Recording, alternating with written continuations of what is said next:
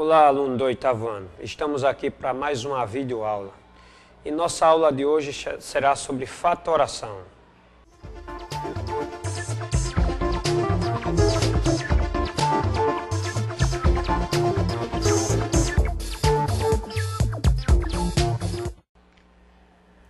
Vamos seguir adiante, vendo esse exemplo da letra C. Aqui nós temos um trinômio. Quais os possíveis casos de aplicação num trinômio? Os casos de aplicação de fatoração são dois. Fator comum, em evidência, que é o primeiro caso, e terceiro caso, que é trinômio quadrado perfeito. Como é que eu vou saber qual dos dois eu vou utilizar? Vamos seguir a ordem em que eles foram estudados. Eu só vou poder usar o primeiro caso se houver fator comum nos três termos. Observe que eu tenho x no primeiro, x no segundo, mas não tem x no terceiro. Nesse caso, x não pode ser fator comum. Vamos observar os coeficientes. 100, 20 e 1.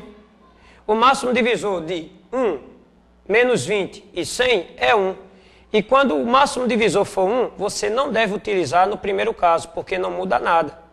Então isso quer dizer o quê? Que o primeiro caso não será utilizado. Vamos ver se agora eu posso utilizar o terceiro caso, que é trinômio quadrado perfeito.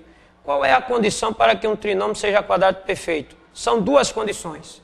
A primeira condição é: o primeiro e o último termo tem que ter raiz quadrada.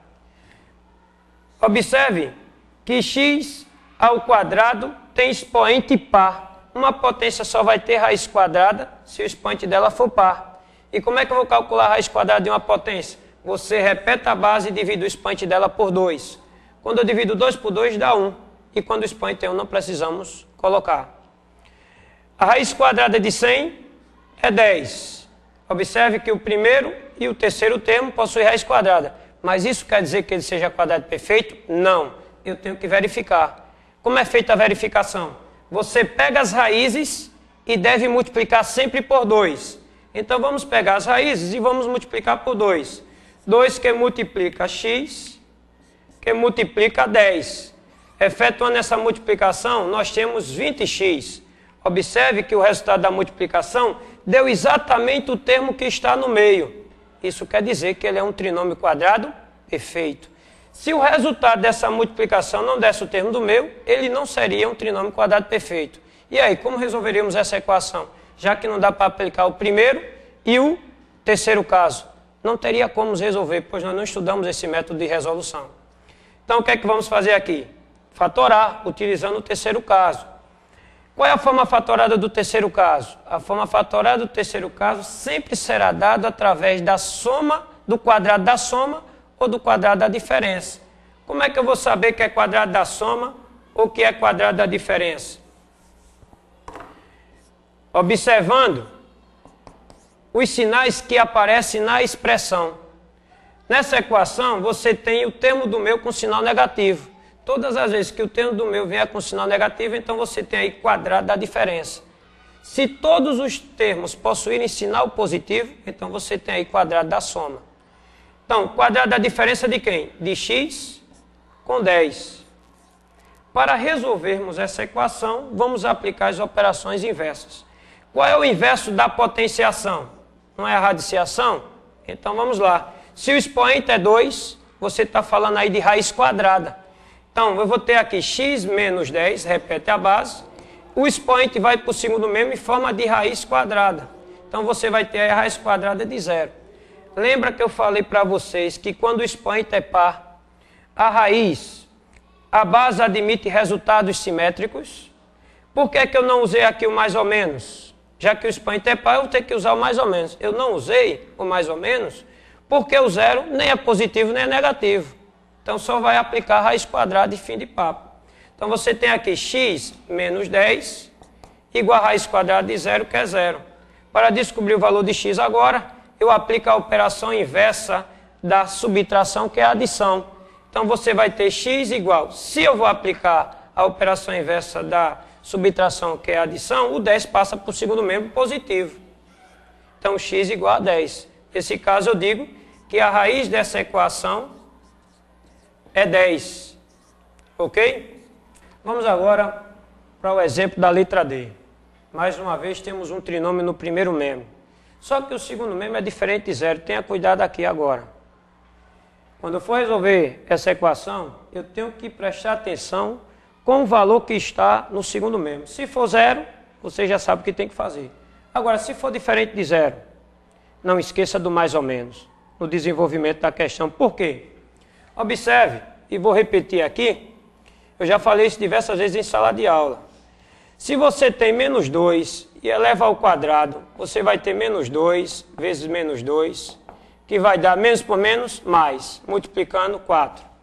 Mais 2 ao quadrado, eu vou ter mais 2 vezes mais 2, mais por mais dá mais, 2 vezes 2, 4. Observe que eu usei valores opostos e obtive o mesmo resultado, não é isso? Então, se eu tenho x ao quadrado igual a 4, o que é que esse x representa? Representa um número que elevado ao quadrado dá 4. E quais foram os números que eu elevei ao quadrado e obtive como resposta a 4? Os números foram eles, mais 2 e menos 2. Por isso que quando você aplicar a operação inversa da potência, que é a radiciação, não esqueça do mais ou menos, porque o x aqui vai obter resultados opostos. Então eu vou usar o mais ou menos raiz quadrada de 4. Nesse caso, x vai ser igual a mais ou menos a raiz quadrada de 4 é 2. Eu estou dizendo que x, que é a base, tanto vai ser mais 2 como pode ser menos 2. Eu vou utilizar essa definição para poder resolver a equação, não esqueça disso.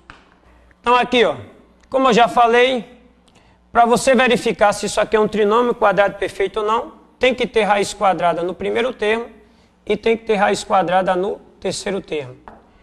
Não basta só ter raiz quadrada, você tem que fazer a verificação, multiplicando as raízes sempre por 2. Quando eu multiplico por 2, eu obterei aqui 10x. 10x é exatamente o termo que está no meio. Daí eu tenho aqui um trinômio quadrado perfeito. Se todos os sinais que aqui estiverem forem positivos, você tem quadrado da soma. Se o termo do meu for negativo, você vai ter quadrado da diferença. No caso aqui, o termo do meu tem sinal negativo. Então, a forma fatorada será o quadrado da diferença das raízes, que são x e 5. Igual a quanto? A 64. Agora, tenha cuidado. Chegou na parte onde eu te falei. Quando eu aplicar a operação inversa da potenciação, que é a radiciação, observe que o que eu tenho no segundo membro não é zero. Nesse caso, eu vou ter que usar o mais ou menos. Então, vou repetir x menos 5, que vai ser igual a mais ou menos raiz quadrada de 64. Daí, x menos 5 vai ser igual a mais ou menos a raiz quadrada de 64, é 8. Observe que aqui você tem dois valores no segundo membro. Um é mais 8 e o outro é menos 8. Isso quer dizer que eu terei dois resultados para essa equação. Para isso, eu vou ter que fazer x menos 5 igual a 8 e x menos 5 igual a menos 8. E aplicarei as operações inversas para descobrir o valor de x. O inverso da subtração é a adição. Então, 5 que está subtraindo passa para o segundo membro, somando, vai positivo. X vai ser igual a 13. E aqui, novamente, o inverso da subtração é a adição. O 5 que está subtraindo passa para o segundo membro, somando. Então, vai positivo, mais 5. Sinais diferentes subtrai dá-se o sinal do termo de maior valor absoluto. O termo de maior valor absoluto aqui é 8.